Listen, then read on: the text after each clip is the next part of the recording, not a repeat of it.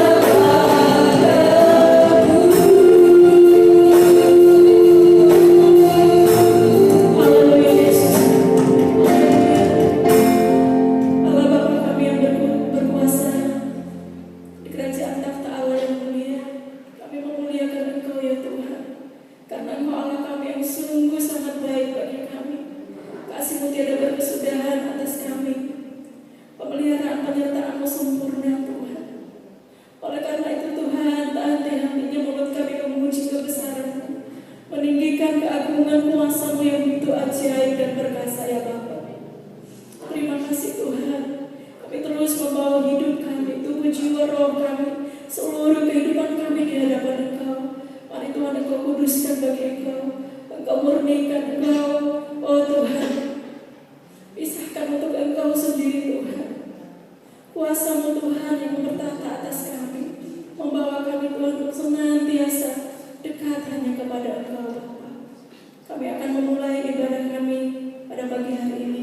Mari kuasa Tuhan yang bekerja atas kami, membawa roh kami Tuhan untuk senantiasa rindu dan haus akan Engkau.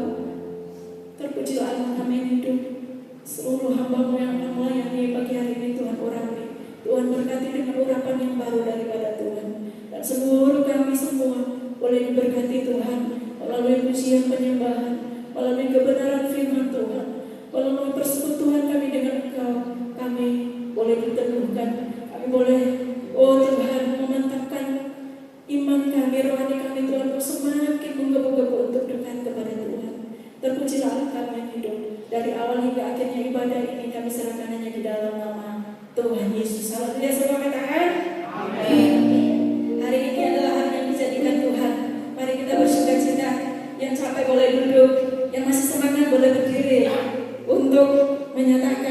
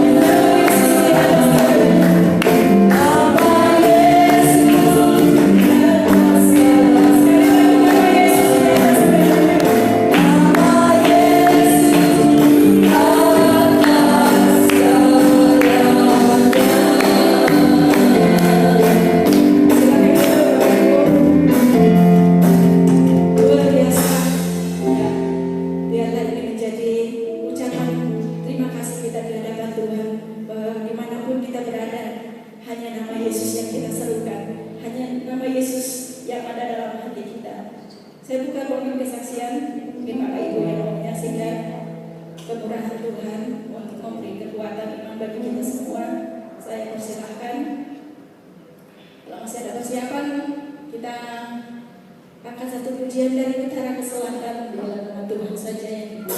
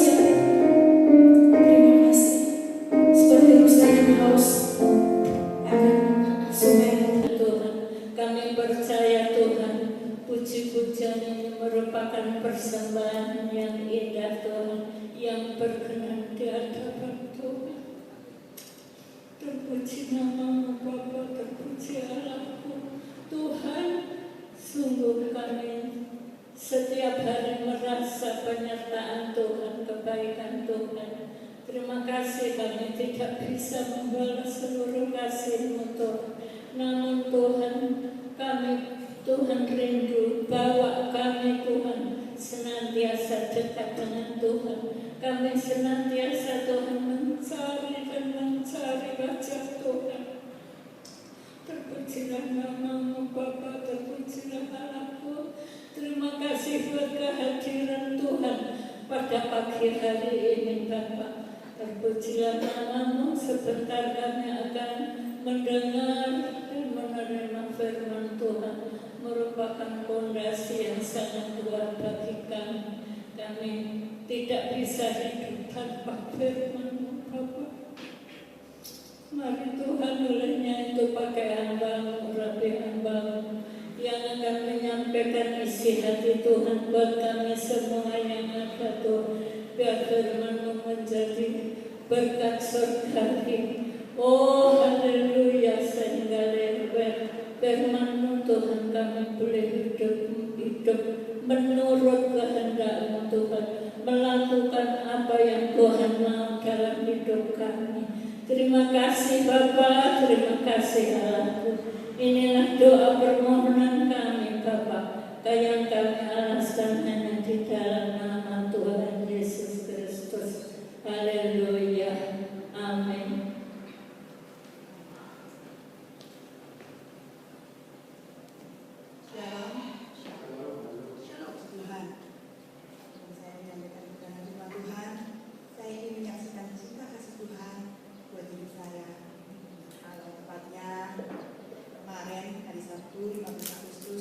Tuhan sudah mempertambahkan usia saya 1 tahun lagi.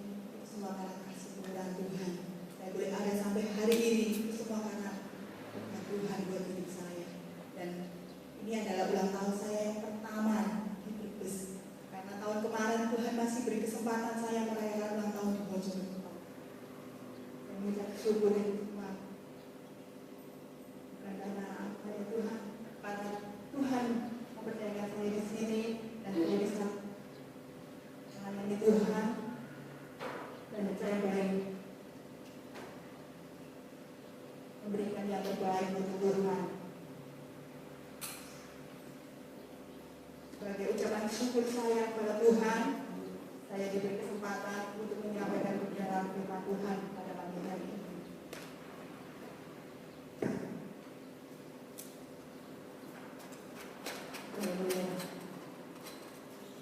Kita akan mendengarkan sebagian dari firman Tuhan yang saya beri judul pada hari ini, keputusan penting dalam hidup.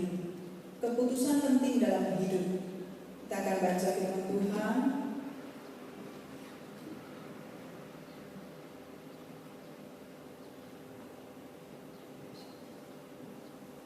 Kita akan baca firman Tuhan di dalam Mazmur 1 ayat yang pertama sampai ayat yang ke-6.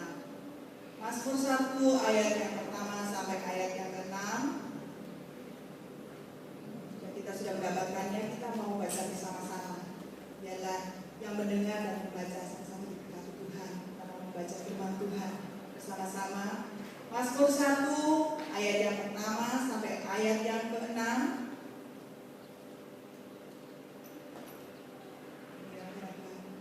Jalan orang benar dan jalan orang fasik. Berbahagialah orang yang tidak berjalan menurut nasihat orang fasik dan tidak berdiri di jalan orang berdosa dan yang tidak duduk dalam kumpulan pencemooh, tetapi yang kesukaannya ialah Taurat Tuhan dan yang merenungkan Taurat itu siang dan malam. Ia seperti pohon yang ditanam di tepi aliran air yang menghasilkan buahnya pada musimnya dan yang tidak layu daunnya, apa saja yang diperbuatnya berhasil. Bukan demikian orang fasik, mereka seperti sekam yang ditiupkan angin. Sebab itu orang fasik tidak akan tahan dalam penghakiman. Begitu pula orang berdosa dalam perkumpulan orang benar. Sebab Tuhan mengenal jalan orang benar, tetapi jalan orang fasik menuju kebinasaan. Kekristenan bukanlah sekedar agama atau kepercayaan yang merupakan warisan dari generasi sebelumnya. Kekristenan pada dasarnya merupakan suatu keputusan iman untuk memilih dan menempatkan Yesus Kristus sebagai prioritas utama dalam kehidupan kita. Allah menginginkan kita semua bersikap tegas dan mengambil satu keputusan yang jelas dan menjalani hidup di dunia ini. Dari bacaan ayat yang pertama mengatakan, berbahagialah orang yang tidak berjalan menurut nasihat orang fasik, yang tidak berdiri di jalan orang berdosa, dan yang tidak duduk di dalam kumpulan pencemooh. Ayat di atas mau menjelaskan siapakah yang disebut berbahagia dan berhasil. Kita akan memberi perhatian kuat pada kata yang tidak. Kata itu disebutkan sampai 3 kali. Berarti penting. Yang tidak berjalan menurut nasihat orang fasik, yang tidak berdiri di jalan orang berdosa, dan yang tidak duduk kumpulan pencemooh. Selain itu di dalam ayat berikutnya disebutkan, tetapi yang kesukaannya ialah Taurat Tuhan dan yang merenungkan Taurat itu siang dan malam. Kedua ayat ini mengandung makna yang sama, yaitu keputusan yang tegas diambil. Keputusan yang pertama, keputusan untuk menolak yang tidak, nanti menolak. Dan keputusan yang kedua, untuk menerima atau memilih yang kesukaannya adalah Tuhan. Disebut apakah orang yang memiliki keputusan tegas tersebut? Kita mengatakan disebut sebagai orang yang berbahagia. Selanjutnya dalam ayat yang ketiga katakan, ia seperti pohon yang ditanam di tepi aliran air, yang menghasilkan buahnya pada musimnya, dan yang tidak layu daunnya, apa saja yang diperbuatnya berhasil. Ia seperti pohon yang ditanam di tepi aliran air, berarti di tempatnya ada sumber air. Kemudian ayat yang 5 katakan, yang menghasilkan buahnya pada musimnya, yaitu ada buah yang dihasilkan,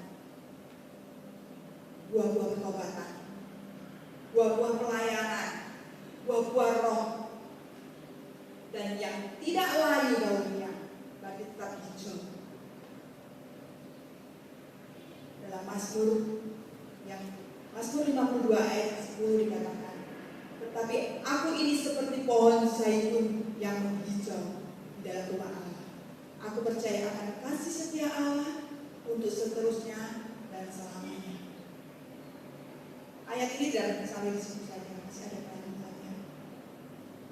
Apa saja yang diperbuatnya berhasil. Mengapa orang Kristen tidak berhasil? Atau terus-menerus mengalami kegagalan? Jawabannya sangat sederhana. Karena mereka tidak mengambil keputusan yang tegas untuk mengikuti Yesus dalam hidup ini. Kita akan baca dalam Yosua 1 ayat yang ke-8. Yosua 1 ayat yang ke-8.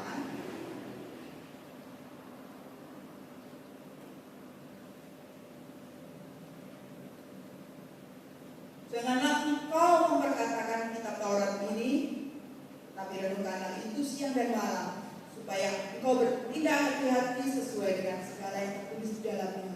Sebab dengan demikian perjalanan akan berhasil dan engkau akan beruntung.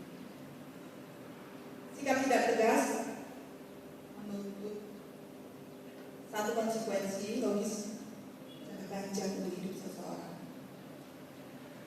Hidup kekristenan adalah hidup yang berani mengambil keputusan dengan tegas dan jelas. Kita harus berani berkata ya atau tidak. Apapun resikonya itu, kalau kita tidak berani mengambil keputusan atau tidak berkata ya atau tidak berkata tidak, menggantung, sama saja kita tidak mengambil keputusan. Allah mau kita ini tegas, karena kita punya Allah yang tegas dan Dia tidak menciptakan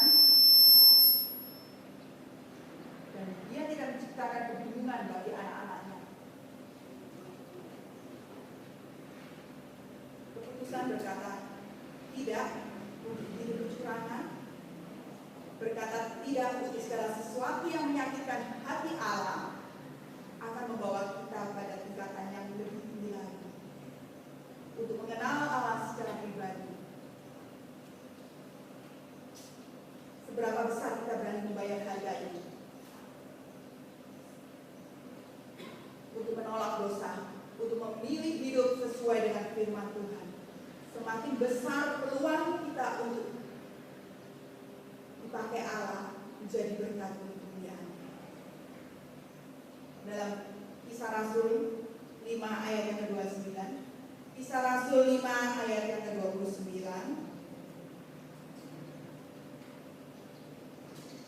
demikian firman Tuhan.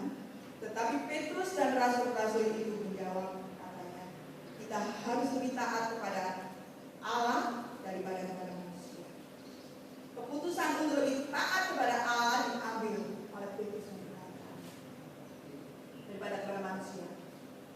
Petrus lebih mau taat sama Tuhan, lebih taat sama Tuhan, mau melakukan apa yang Tuhan mau daripada yang manusia mau. Demikian juga dalam Daniel 3, kitab Daniel 3 ayat yang ke-17 sampai ayat yang ke-18.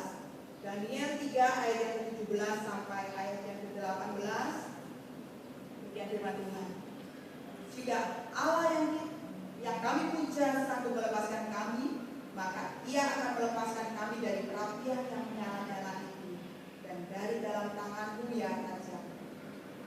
Tetapi seandainya tidak, hendaklah Tuhan mengetahui ya Raja, bahwa kami tidak akan memuja dewa Tuanku dan tidak akan menyembah patung emas yang Tuhan berikan. Keputusannya diambil oleh Sadrak, Mesak, dan Abednego. Mereka mau berkata tidak untuk menyembah patung yang diberikan. Apapun yang menjadi resikonya, mereka harus dimasukkan dalam dapur api pun, mereka tetap berkata tidak. Jangan seperti Ananias dan Safira yang bersekongkol atau bersatu untuk membuat keputusan menipu Allah. Dalam kisah Rasul 5 ayat 1 sampai ayat yang 2 dikatakan, ada seorang lain yang bernama Ananias. Ia beserta istrinya Safira menjual sebidang tanah. Dengan setahu istrinya, ia menahan sebagian dari hasil penjualan itu dan sebagian lainnya dibawa dan diletakkan di kaki Rasulullah. Mereka sekongkol melakukan untuk menipu Tuhan. Jangan kita seperti Ananias dan Safira, tetapi kita boleh seperti keluarga Priscilla dan Aquila yang tetap melayani Tuhan. Setiap hari kita mengambil keputusan. Ada dua masalah penting yang bisa terjadi dalam mengambil keputusan. Yang pertama, kita bisa mengambil keputusan yang keliru. Yang kedua, kita dapat menjadi stres karena keputusan kita ambil. Untuk menghindari hal tersebut, maka kita akan belajar ada 3 keputusan penting dalam hidup ini yang tidak boleh salah dan harus dilakukan oleh orang percaya. Keputusan itu adalah yang pertama, keputusan tentang siapa yang kita sembah. Keputusan tentang siapa yang kita sembah. Apakah kita mau menyembah harta kita, kekayaan, kedagingan, pangkat, atau nama besar kita, atau Yesus yang mau kita sembah. Memilih Yesus Kristus sebagai satu-satunya juru selamat dan Tuhan yang kita sembah merupakan keputusan yang harus diambil setiap orang percaya. Dalam keputusan ada komitmen. Komitmennya yaitu kita harus meninggalkan dosa, harus hidup benar dan kekudusan, serta melakukan hanya apa yang Yesus suka, bukan suka-suka kita. Kita sering nyanyi, suka-sukamu Tuhan, suka-sukamu Tuhan. Bukan suka-suka kita, tapi suka-sukanya Tuhan. Di luar Yesus memang ada pilihan, namun pilihan itu pasti menyesalkan dan membawa kita menuju kebinasaan. Pilihan untuk memutuskan siapa yang kita sembah memiliki dua pilihan, yaitu Yesus atau di luar Yesus. Karena itu kita tidak perlu ragu lagi untuk menentukan pilihan itu. Karena sikap setengah hati atau tidak menentukan sikap terhadap pilihan yang sama dengan berkata tidak untuk Yesus. Jadi keputusan adalah kita. Apa yang kita mau sembah? Kalau kita datang pada hari ini, baik kita mau menyembah Tuhan. Keputusan yang kedua, keputusan dalam menentukan teman hidup atau membentuk keluarga. Memilih teman hidup atau membentuk keluarga merupakan keputusan yang sangat penting dalam menjalani hidup percaya kita. Pasangan hidup, suami atau istri, sangat berperan untuk ikut menentukan ke arah mana kita akan berjalan, surga atau neraka dalam dunia ini. Tergantung pada keluarga kita. Jika keluarga kita bisa berbahagia, sehingga kita bisa merasakan hidup penuh damai surgawi. Sebaliknya, jika keluarga yang penuh dengan pertengkaran dan caci maki, tidak ubahnya seperti neraka. Karena itu banyak kegagalan rumah tangga Kristen terjadi karena kesalahan memilih pasangan hidup. Pasangan hidup seiman dan mencintai Tuhan dengan segenap hatinya adalah pilihan yang diperkenankan oleh Tuhan. Pernikahan orang percaya terjadi hanya sekali, lain dengan orang di luar sana. Kita menikah hanya sekali.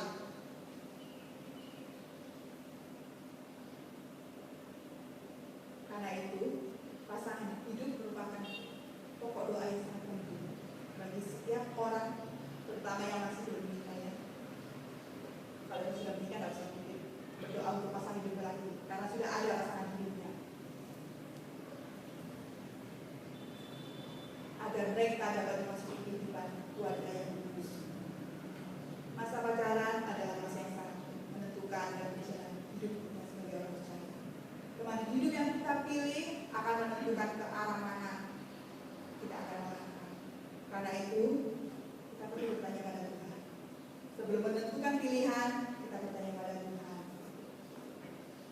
Apakah ini sesuai Tuhan untuk aku? Jangan sampai kita salah memilih. Keputusan yang ketiga, keputusan tentang bagaimana kita hidup. Keputusan tentang bagaimana kita hidup. Kita mempunyai dua pilihan, menjalankannya bersama Allah atau tidak bersama Allah. Kita sering nyanyi bersamamu Bapa melewati semua. Berarti kita mengambil keputusan bersama.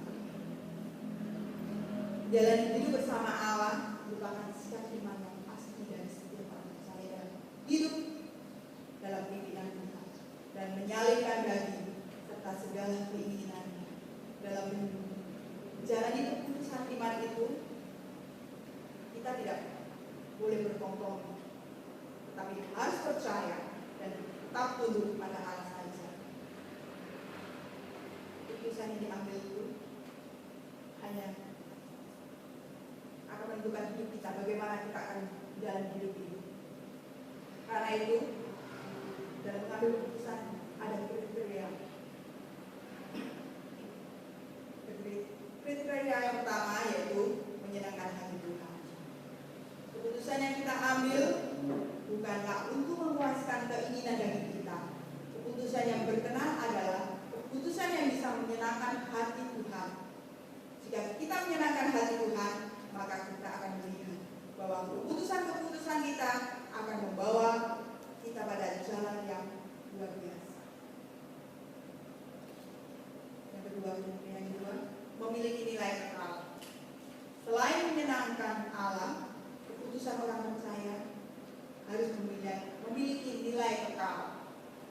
nilai kekal itu tidak berhenti pada kebutuhan saat ini aja atau hari ini aja, tetapi memikirkan jauh ke depan sesuai dengan pikiran kita.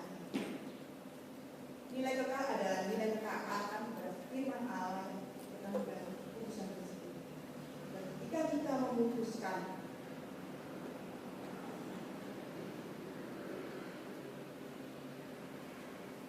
sesuatu, mungkin itu keputusan tidak menyenangkan hati kita, namun harus kita lakukan karena merupakan bukti ketaatan kita kepada Tuhan. Saat saya masih kerja, saya harus mengambil keputusan ini. Waktu kita adakan doa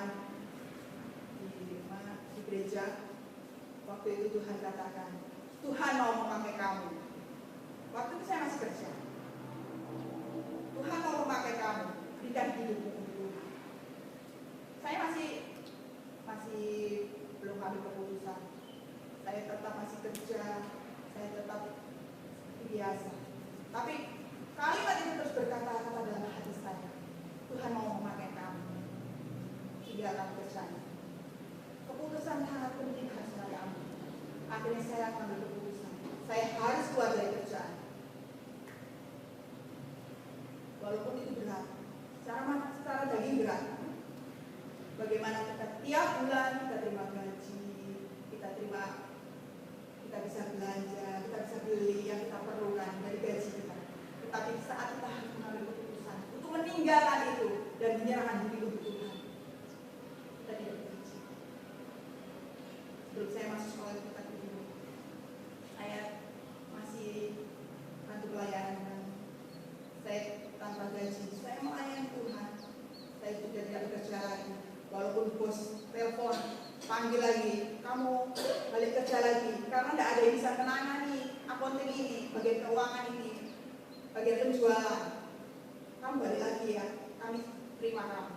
Tapi saya tetap menolak, saya tidak mau. Sampai waktu kalau tiap bulan, biasanya setelah terima gaji, saya kasih perpuluhan. Waktu itu saya menangis. Ketika ibadah jemaat datang, mereka beri perpuluhan, saya menangis dalam hati. Tuhan, biasanya saya tiap bulan bisa memberi perpuluhan, tetapi saat ini saya tidak bisa. Tapi saya memberi hidup saya untuk Tuhan. Jika saya tidak mengambil keputusan untuk menyerahkan diri melayani Tuhan, maka saya tidak ada di sini. Saya tidak ada di Brebes. Saya tidak akan mengenal saudara-saudara semuanya. Dan saya tidak akan mengenal suami saya. Akan lain jalan cerita. Tetapi begitu saya menyerahkan diri saya mengambil keputusan, aku berserah Tuhan. Apa yang kau mau dalam hidupku, aku serahkan seluruhnya untuk kerjaan Tuhan. Maka jalan Tuhan kita bisa ketemu di tempat ini. Amin.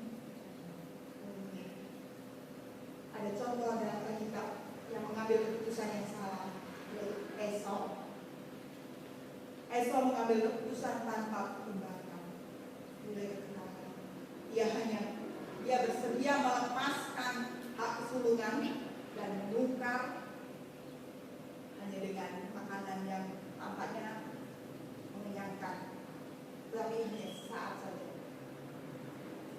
Namun beda dengan yang dilakukan oleh Yakub. Dia bersedia menahan rasa laparnya dan menggantinya dengan hak kesulungan Esau yang mempunyai nilai kebenaran. Dalam hidup ini, seseorang yang memilih untuk meninggalkan dosa-dosanya dan berjanji tidak kembali lagi adalah orang yang bersedia memilih nilai kekal dalam hidup. Sementara seorang yang memilih untuk meninggalkan imannya pada Yesus adalah orang yang mengabaikan nilai kekekalan dalam hidup. Yang ketiga, membawa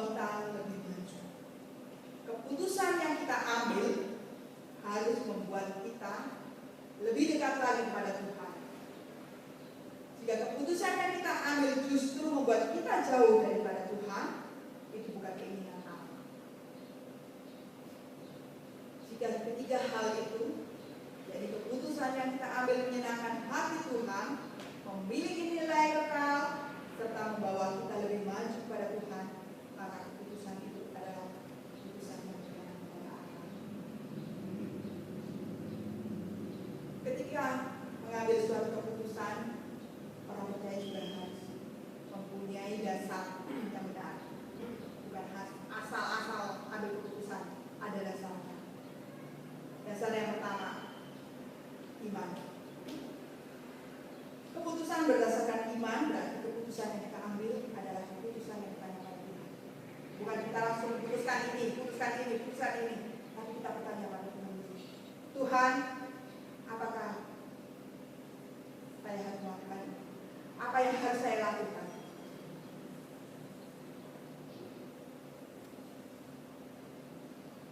Karena Tuhan sangat menolong.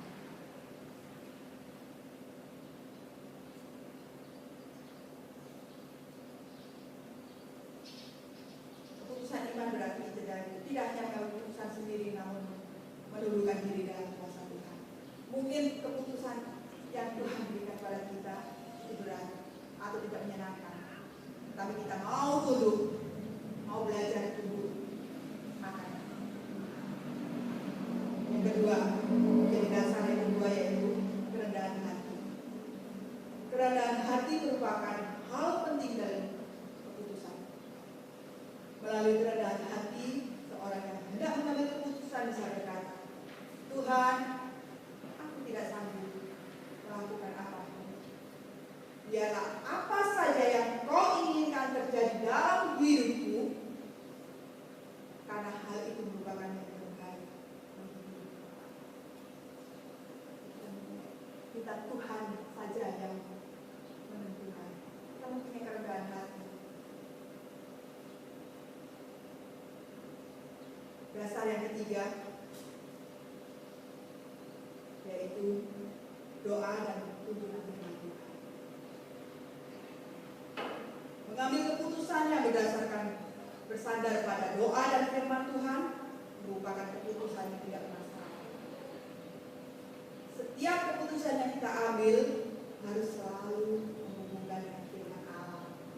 Dan setelah itu berdoa sungguh-sungguh untuk meyakinkan bahwa keputusan tersebut berasal dari Allah atau doa dan firman akan menuntun kita pada keakuratan dalam menentukan satu pilihan yang berkenan pada Tuhan. Ada banyak perkara dalam hidup ini terjadi karena mengambil keputusan yang salah. Saat ini kita diingatkan bahwa kita harus bersikap tegas dalam mengambil keputusan. Tegas dalam menolak ajakan pergaulan yang salah, tegas dalam memilih yang benar, sekalipun harus ada harga yang dibayar. Keputusan yang terbaik adalah keputusan yang menyenangkan Tuhan, meskipun ada harga yang harus dibayar juga. Lewat keputusan seperti itu kita akan melihat bahwa Allah melakukan perkara dahsyat dalam hidup kita. Demikian juga dalam Yosua. Kita akan baca Yosua 24 ayat 15. Yosua 24 ayat yang ke-15. Ketika Yosua dihadapkan dengan kepada siapa dia akan menyembah. Kita akan baca Yosua 24 ayat yang ke-15. Tetapi jika kamu anggap tidak baik untuk beribadah kepada Tuhan, pilihlah pada hari ini kepada siapa kamu akan beribadah. Allah yang kepadanya nenek moyang beribadah di seberang sungai Efrat, atau Allah orang Amori yang negerinya kamu diami. Tetapi aku dan seisi rumahku, kami akan beribadah kepada Tuhan. Demikian juga pada saat ini kita mengambil keputusan. Aku dan seisi rumahku, kita pergi ke gereja. Kita berani datang ke gereja, walaupun mereka ada yang tidak berani. Tetapi kita berani mengambil keputusan. Saya datang ke gereja karena itu saya tidak takut apapun.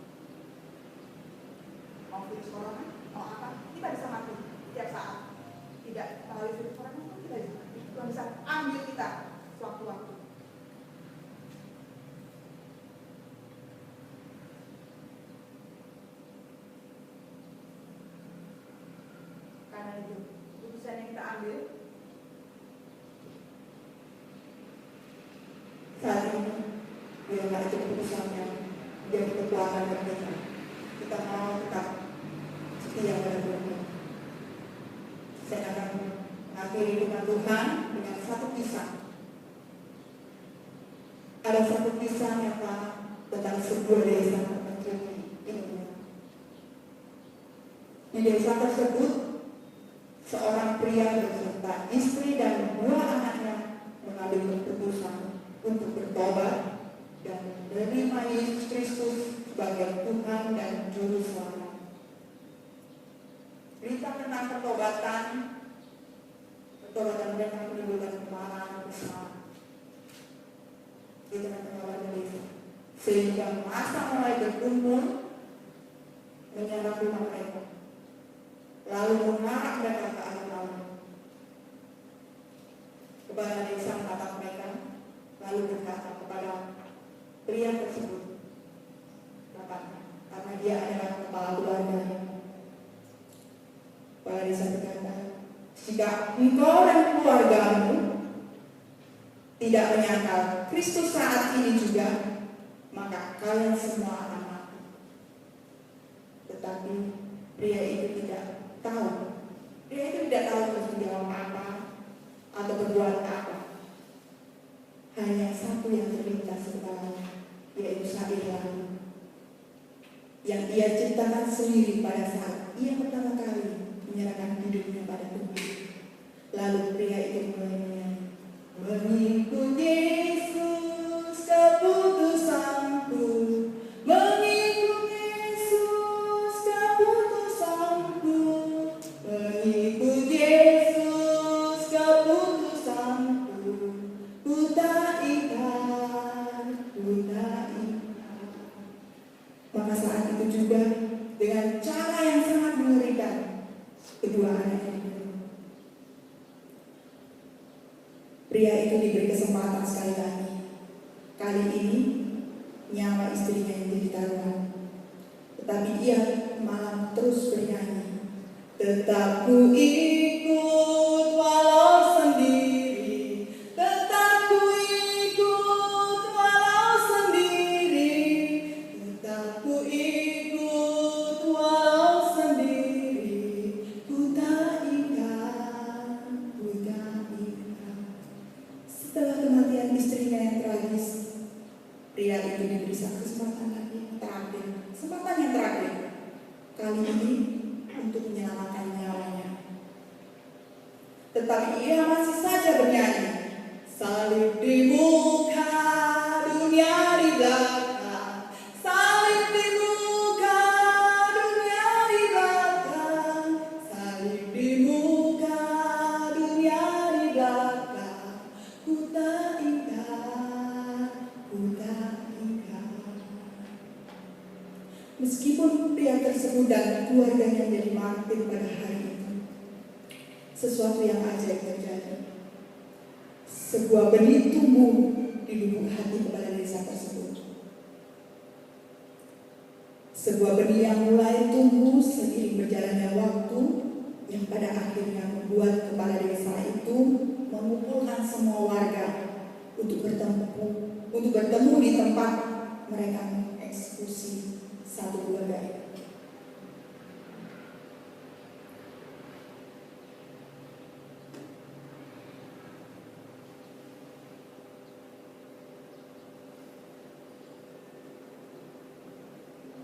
Saat itu kepala desa mengumumkan bahwa dia mengumumkan pertobatannya dan menyatakan keputusannya menjadi pengikut Kristus. Seketika itu juga perayaan besar terjadi di tengah-tengah mereka, dan benih Injil mulai merakah seperti bunga, terus bertumbuh tidak hanya di desa itu, tetapi sampai seluruh provinsi, karena mereka telah menyaksikan iman yang sejati dan mereka tahu cerminan karakter Allah yang sesungguhnya. Oleh karena keputusan yang diambil oleh satu keluarga ini harus mati. Yang percaya dan rela berkorban meski nyawa taruhannya.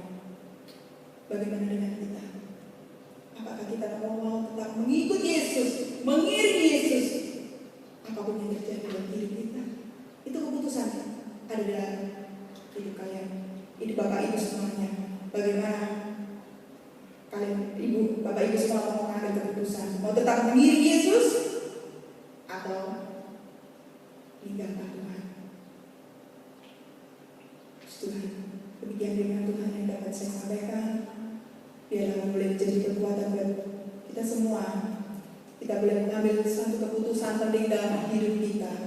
Biarlah keputusan yang kita ambil itu boleh menyenangkan hati Tuhan, punya nilai kekekalan, bahwa kita mau tetap mengiring Yesus apapun yang terjadi dalam kehidupan kita. Iman kita tetap teguh, iman kita tetap kuat dalam pengiringan kita pada Tuhan. Saya sudah pemain musik, singers, PM, kita akan naik pujian. Saya mau iring Yesus, saya mau iring Yesus sampai selama-lamanya. Biarlah ini menjadi pengakuan kita bahwa kita mau mengiring Yesus sampai selama-lamanya. Meskipun kita harus mengalami kesusahan, harus menderita dalam dunia ini, kita tetap mau mengiring Tuhan. Saya undang kita semua bangkit berdiri dan nyanyikan pujian ini. Saya mau iring Yesus, saya mau iring Yesus.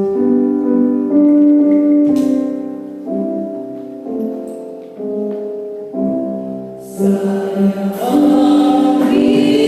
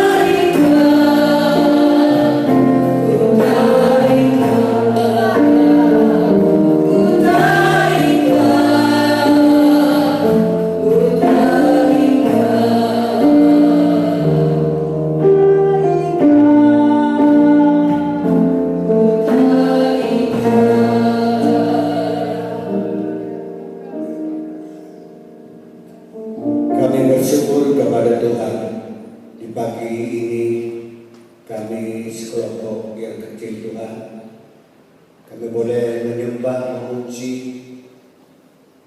kepada Tuhan.